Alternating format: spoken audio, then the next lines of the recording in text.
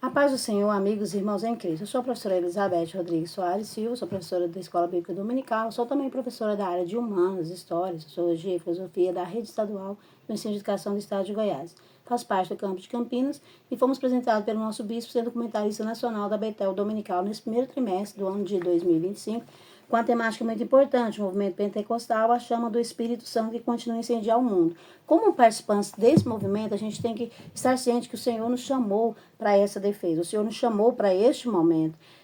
Se nós olharmos no decorrer da história, no caminhar da igreja, nós vamos ver que há vários momentos históricos em que pessoas foram levantadas para ser usadas pelo Senhor, para lutar, para manter viva a chama do Espírito Santo, nos impactando pelo poder da palavra do Senhor, para nos preparar, para nos conduzir ao nosso propósito final, que é a nossa redenção final, celebrando a boda do Cordeiro com o nosso noivo, a igreja do Senhor Jesus encontrando ali na glória, né, futura da igreja, a vitória final sobre o nosso andar humano aqui na terra. Então a igreja do Senhor Jesus, ela caminha de forma que ela é composta por pessoas que são sujeitas a falhas e erros, e a igreja tem convivido ao longo da história com situações difíceis, em que tem sido preciso levantar pessoas com entrega muito grande para questionar, para posicionar, para fazer a mudança em momentos de extrema e profunda apostasia ou distorção da palavra do Senhor, das concepções que a palavra do Senhor nos trouxe por meio dos apóstolos, por meio do apóstolo Paulo, as doutrinas bíblicas, todos os ensinamentos, sofrendo constantes afrontas, porque o próprio Jesus deixou isso bem claro, os pioneiros, apóstolos, precursores da igreja primitiva também caminharam com a questão das heresias, dos falsos ensinos, e a igreja do Senhor Jesus chega aos dias atuais nesse mesmo dilema. Nós precisamos fazer a defesa, precisamos conhecer o caminhar, precisamos nos inspirar nesses homens e mulheres de Deus que fizeram a história para que a gente veja onde nós estamos, para onde a gente vai, quem já passou, precisamos aprender com eles para nós contribuirmos para que o projeto da igreja do Senhor Jesus venha ser completa essa obra na face da terra, alcançando a eternidade com ele. Então, a lição 3, eu pretendo fazer aqui uma pequena reflexão com os irmãos sobre a questão da reforma protestante, o reavivamento da fé e o retorno às escrituras. Como professor de história, eu gosto muito dessa temática e acho extremamente plausível, muito positiva, surpresa até quando fiquei sabendo dessa temática ao pegar a revista, ao entrar nela, eu estou surpresa com a qualidade da gente conhecer a nossa história. É preciso muito que nós conheçamos, né, os caminhos que a igreja tem percorrido, quem tem feito a história da igreja, o que tem sido feito, o que a gente precisa fazer para que esse plano seja concretizado. Então, vai ter vários assuntos ao decorrer do trimestre e eu estou pretendendo fazer alguns vídeos. Então, vamos começar agora com o da reforma. O bispo, ele traz para a gente a questão da reforma protestante, pensando os precursores. É muito interessante, porque existem vários teólogos importantes para o movimento reformador, que é de extrema importância para a história da igreja. Eles divergem muito em questões doutrinárias, até porque eles estão vindo de um período de grande implementação de dogmas doutrinários, de dogmas católicos, que caminhou aí junto com a igreja católica, um caminho de 1000 anos aproximadamente, sendo instituído durante a Idade Média, entre o século IV, V até o século XVI, como instituição de dogmas que faziam recortes de textos, de situações da Bíblia Sagrada para criar doutrinas, ensinamentos próprios, para justificar algumas ações deles que foram sendo questionadas e que não estavam ao crivo da palavra do Senhor, sendo genuíno. Então, esse movimento, ele não foi assim imediato para uma pessoa, foi um processo. E aos poucos a Igreja Católica foi se tornando uma instituição, e cada vez mais se fortalecendo enquanto instituição, ela ia tomando propriedade de algumas ações que não condizem muito com o papel exclusivo da Igreja do Senhor Jesus, que é a pregação do Evangelho, levar a salvação às pessoas. E um dos grandes fatores é a salvação pelas obras.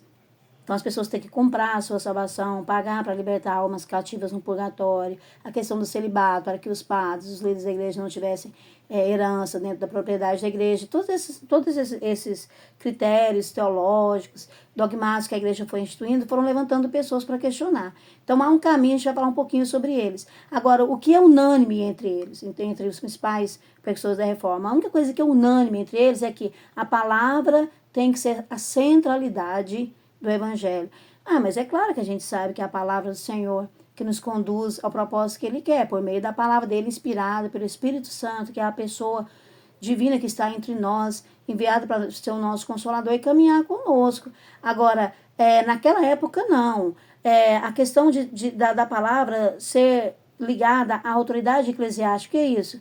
A Igreja Católica foi instituindo hierarquias, né, de líderes católicos, a começar pelo Papa, que seria o grande líder terreno divino, a teoria do direito divino, o Jacques, né, Bossuet, é um teórico que vai escrever, criar uma teoria falando do direito divino. Então, o Papa automaticamente recebe, quando ele é consagrado, elevado a esse cargo, ele recebe o direito divino e ele vai ser a grande autoridade terrena divina. E aí isso vai falar assim, só aquilo que o Papa elabora, só aquilo que o Papa permite ser falado, só aquilo que o Papa permite ser lido, só aquilo que é lido, falado pelo Papa ou pela hierarquia de líderes é que vai valer. Então, se a pessoa pegar a Bíblia e começar a ler por conta própria, não vai ter efeito, porque só a autoridade eclesiástica falando é que tem. Então, esses detalhes foi fazendo com que as pessoas distanciassem da palavra do Senhor. Ela lia das búbulas papais nas missas, e elas eram, na maioria, em latim, e de forma que não era entendido, e só trechos bíblicos que justificavam algumas decisões e ações da Igreja Católica, construindo então os seus dogmas,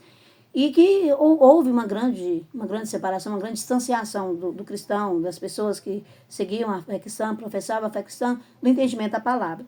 Então, a unanimidade entre eles é a questão da palavra. Mas nós vamos ver que entre os reformadores, e esse olhar do Bispo Eise é muito interessante, porque a gente, quando vai estudar a reforma, a gente tende a entender e a acatar a questão da ênfase que eles dão na palavra.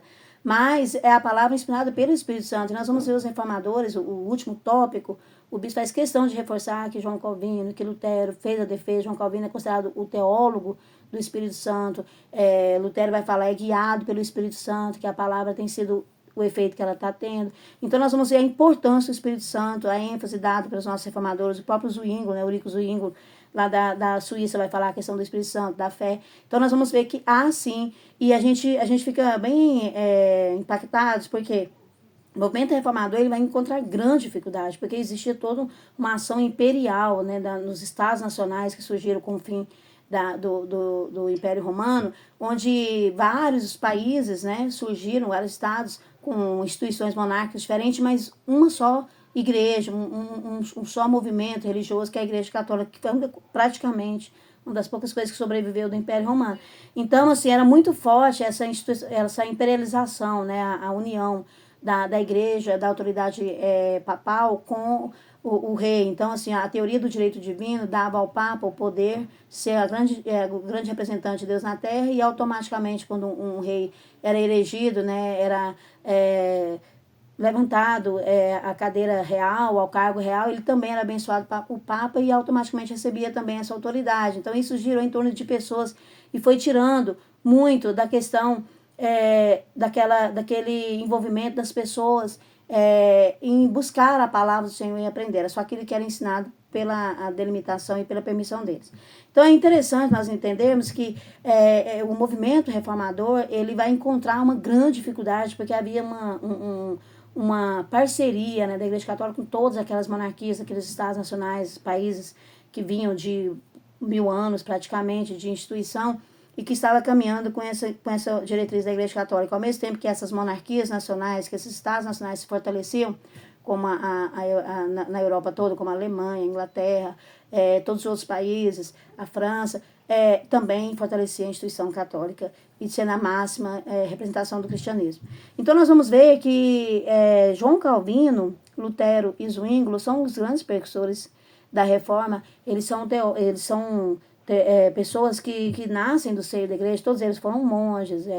João Calvino foi na França, ele foi estudante de direito também, ele conhece as doutrinas de Lutero e vai dar uma disseminação àquilo que Lutero começou, mas dando um olhar bem próprio dele. Lutero era um monge alemão. A partir do momento que Lutero coloca ali as 95 teses, né, na Catedral de Wittenberg, onde ele era um monge, e faz clara crítica à Igreja Católica por meio das 95 teses, Lutero então inicia o movimento reformador, até o grande marco, né, 31 de outubro de 1517, a data mais precisa da Reforma Protestante. O Zwingli, o Eurico Zwingli, na Suíça, é bem momentâneo de Lutero. Eles são bem simultâneos e ele vai ser muito importante. Ele vai fazer um enfrentamento tão grande que quando o movimento protestante fortalece lá na Suíça, vai haver, né, a Áustria vai unir com as autoridades suíças para tentar combater, e ele vai morrer na batalha, em Capua, em 1531.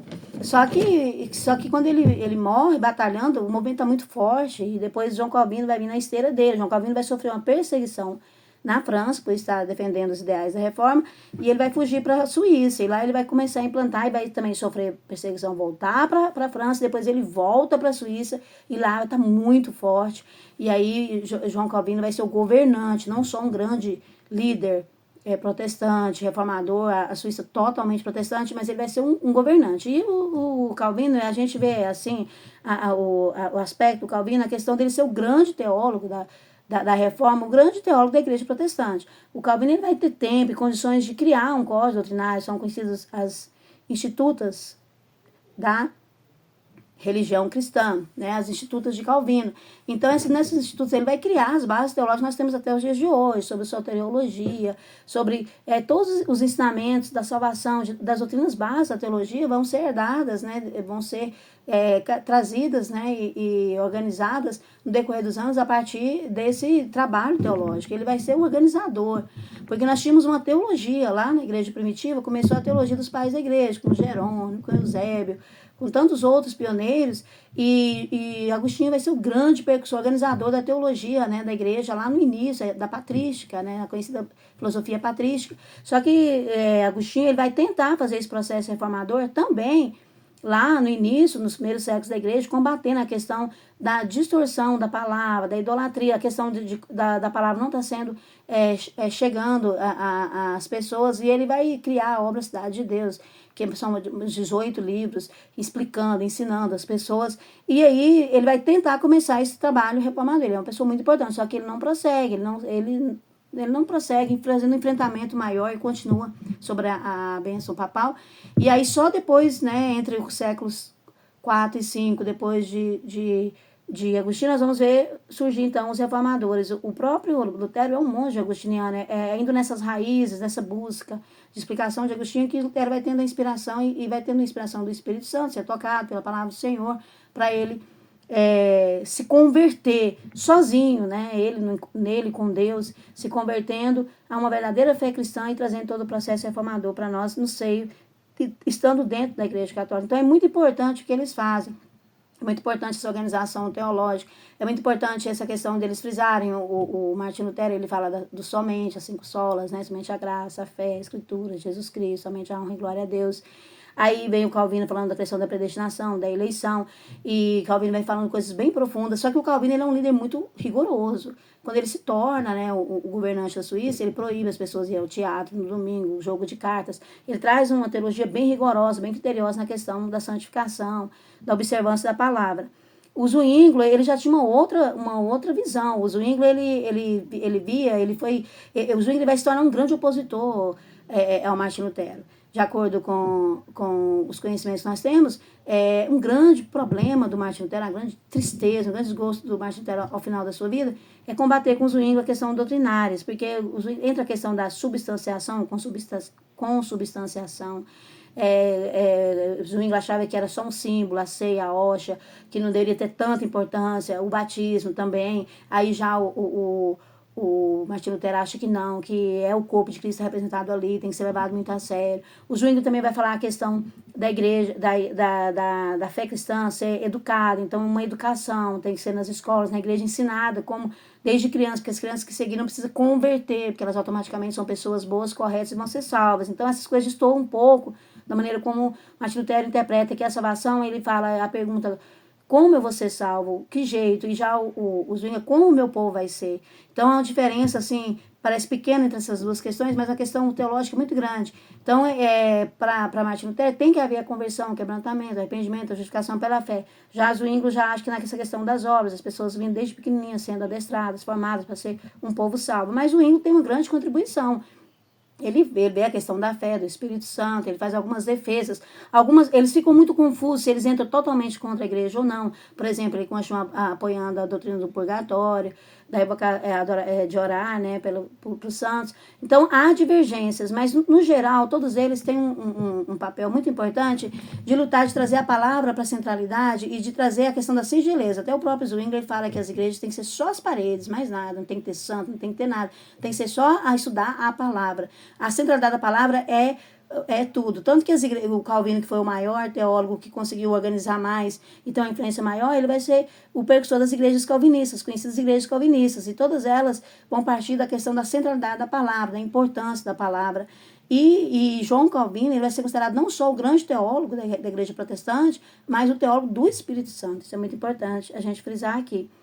E então, antes deles, que agora eu estou fazendo o caminho inverso, porque eu queria contextualizar para mostrar para vocês.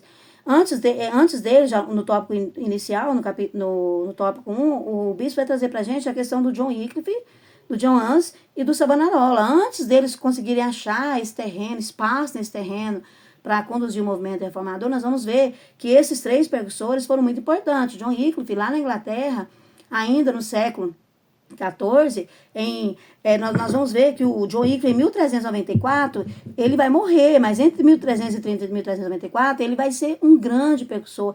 Ele vai se levantar, ele é um monge que é formado em Oxford, na Inglaterra, e ele vai levantar a questão dos tributos que é pago, enriquecimento da igreja, apropriação de terras, que não é esse o papel da igreja, ter propriedades privadas, enriquecer, que o papel da igreja é pregar a palavra. Ele questiona que a palavra não seja empregada. Ele faz um grande enfrentamento. John Wycliffe vai para os tribunais, John Wycliffe briga, ele defende que os irmãos Lolares, que são os grandes precursores dele, eles saem de 2 em 2 pregando a palavra, ensinando, são considerados Lolares, porque um termo pejorativo para descalço. Então, eles saíam andando, as sandálias gastavam, eles continuavam andando, ensinando a palavra. Então, assim, ele vai ser muito popular e ele vai trazer todo uma mobilização da igreja aqui, dentro da igreja católica, de pessoas buscando essa reforma.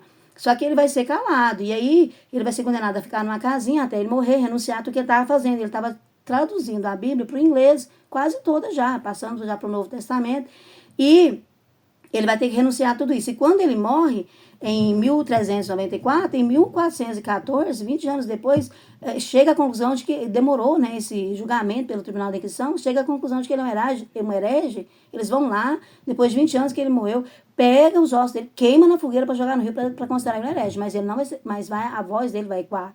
John Huss, né, que como ele é conhecido, falado, o John Huss é da Boemia, ele é um estudante de teologia, ele vai conhecer, vai se tornar um monge, vai conhecer o trabalho do John Wycliffe, vai fazer a defesa e continuar defendendo. Então, um ano depois que os ossos de John Wycliffe foram queimados e jogados no rio, em 1414, em 1415, vai ser a vez de John Huss ser levado à fogueira, queimar ali, e porque ele não renunciou, ele continuou fazendo a defesa muito enfática. Na mesma época que John Huss é condenado à fogueira, que ele se torna uma grande inspiração depois para Martin Lutero, tem até uma frase que diz a tradição, considera ser dele, que ele fala, o nome dele significa ganso: hoje estão calando a voz de um ganso, mas daqui 100 anos vai surgir um cisne, que é o significado do nome Martin Lutero, e esse cisne vocês não vão calar. E outras frases, como aqui, hoje está sendo em nome e glória ao Jesus Cristo, Filho do Deus vivo, a ele toda a honra, toda a glória, ele continua orando. Então, assim, há relatos de que foi muito emocionante, muito impactante o trabalho de John Huss. Simultâneo, na mesma época de John Huss, nós vamos ter o Gerolamo Savonarola, lá na Itália, em 23 de 5 de 1498, ele vai ser condenado à fogueira também, mas antes disso, ele vai fazer um caminho de quase 50 anos, resistindo. E o Gerolamo Savonarola, ele vai ser dentro da Itália, lá no Covil mesmo, que ele vai protestar.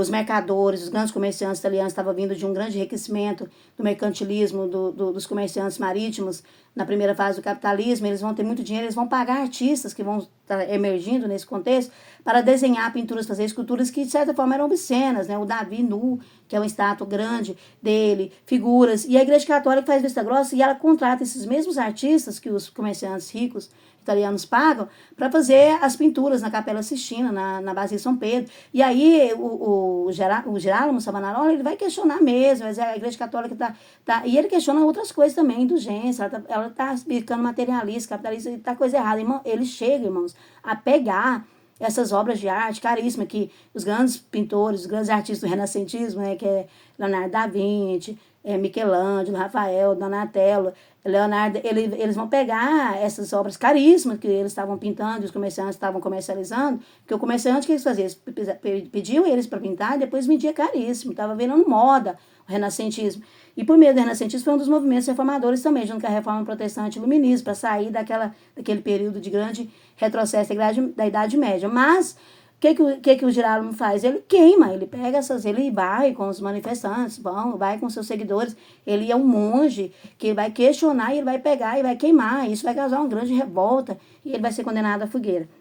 Enfim, eles são grandes pioneiros, eles são grandes enfrentadores. Savonarola, Wycliffe, Hans, eles são muito guerreiros, eles pavimentam um terreno assim, extremamente importante para que no século XVI os nossos reformadores consigam concluir o trabalho da reforma protestante. Então, assim, uma pontuação que eu queria deixar bem enfático aqui para os irmãos é que haviam dissensões, haviam discordâncias doutrinárias, mas havia um interesse muito grande, um desejo muito grande de que o Espírito Santo se tornasse a pessoa atuante nas igrejas reformadas. Houve graves erros. O Martinho Lutero mesmo, ele vai ter o Thomas Manso, o líder do movimento anabatista, que é um movimento reformador dentro dos camponeses. Eles se movimentam porque estavam sendo extremamente explorados pela monarquia do rei Carlos V e pela aristocracia que mantinha, e Martinho Lutero tinha unido a eles. Então, assim, uma das coisas que Martinho Lutero faz, que a gente já considera já um começo de um erro, é ele unir, começar a institucionalizar a igreja luterana, caminhando um caminho parecido com a igreja católica. Mas se ele não faz isso também, dificilmente sobreviveria. Enfim, ele não fica do lado do Thomas Manso e morre mais de 80 mil camponeses. Então, essas questões são erros, são falhas, e algumas outras questões que a gente vê, assim, algumas falhas nas interpretações de Zwinglio, de Calvino, mas, no geral, a gente vê um desejo muito grande e uma força-tarefa. Todos eles sofreram grandes perseguições. Calvino fugiu da França, fugiu da Suíça, voltou para a Suíça. Zwinglio foi muito em praça pública, guerreando, batalhando. Lutero sofreu grandes perseguições. Foi quando ele estava enclausurado no castelo, que o príncipe Frederico da Saxônia tirou ele de uma viagem para a Itália, porque ele soube que havia uma conspiração para matar, ele levou ele para um castelo lá, ele acaba de traduzir a Bíblia, e junto com a imprensa que estava chegando, ele vai produzir a Bíblia em várias quantidades, e vai disseminar a palavra do Senhor, e vai do alemão para outras línguas. Então, assim, há uma contribuição muito grande deles, um trabalho extremamente grandioso, há perseguição, há sofrimentos, há falhas deles, mas o que a gente precisa enfatizar aqui é que houve a questão da grandeza de trazer a importância da ação do Espírito Santo no meio da propagação do movimento reformador. Isso alegra muito nosso coração, porque existem algumas interpretações, algumas distorções doutrinárias que falam que houve a doutrina do cessamento, que eles foram responsáveis, mas não, assim, igrejas reformadas depois, alguns séculos depois, começam a introduzir a questão da doutrina do cessamento. O que é isso? Que o Espírito Santo não continua agindo mais como agia na igreja primitiva. Foi daquela época lá, manifestação dos dons, profecia, curas, a glossalia, o falar em línguas, estava restrito a eles lá. Então, grandes nomes como John Knox, que é o grande fundador da igreja presbiteriana, Robert Brance, George Washington na Escócia, então, outros, o Galpin, e principalmente o Jack Dee. O Jack Dee, ele vai ser um dos defensores do cessamento, mas depois ele vai ir contra o movimento e vai esclarecer, falar, esse pessoal está falando que não existe a ação do Espírito Santo, mas a gente sabe e que acredita que sim, que há a atuação do Espírito Santo. Então, assim, para a gente não chegar esclarecer isso, os reformadores não criaram a doutrina do cessamento, não era essa a intenção, são grandes defensores do Espírito Santo. Calvino é chegado a chamar o teólogo do Espírito Santo. Lutero é aquele que enfatiza, que fala que é guiado pelo Espírito Santo. Zwinglio fala que é pelo Espírito Santo que a fé opera. Então, há, sim, e esse legado da reforma protestante chega até nós em fases. A gente costuma falar que é um processo. Lá na reforma, recomeçou tudo de novo, né? A questão do reconhecimento do Espírito Santo, a teologia protestante, a teologia bíblica. Aí ela chega no movimento avivalista entre os séculos 17 até o 19. Nós vamos ver o movimento avivalista, que é o berço do movimento avivalista, os Estados Unidos, que nasceu totalmente cristão, que vai ser na outra lição sobre o puritanismo. Nós vamos falar a Revolução Puritana. E aí nós vamos ver que essa fase vai chegar no movimento avivalista, e aí do século XIX para o XX vai chegar no movimento pentecostal, que nasce ali em Chicago, nos Estados Unidos. Então é muito importante a gente entender esse caminhar, para a gente entender em que lugar nós estamos. Irmãos, se houveram tanto esforço desses teólogos, né, deles, para defender a nossa fé, vai defender a ação do Espírito Santo, a pregação da palavra, a justificação pela fé, a salvação pela graça. Se houve um preço tão alto, a gente também tem que lutar para manter, irmãos, os preceitos, os fundamentos que o movimento pentecostal tem trazido, que nasceu totalmente dentro da palavra do Senhor, totalmente bíblico, cumprimento de profecias, e nós somos defensores do movimento pentecostal. Nós estamos num momento crucial em que estão surgindo outras vertentes, outras roupagens, né, em formatos de novidades no pentecostalismo, que podem estar trazendo distorções, que podem contribuir para surgimento de movimentos heréticos, que vão distorcer a questão da ação do Espírito Santo. E nós, pentecostais, temos que manter a chama viva do Espírito Santo, que é esse o propósito do Senhor. Ele escolheu nossa geração para ser os grandes ostentadores da chama do Espírito Santo, e nós vamos sair desse trimestre ricamente abençoados e muito conscientes desse nosso papel. Deus abençoe todos vocês. Fiquem com Deus.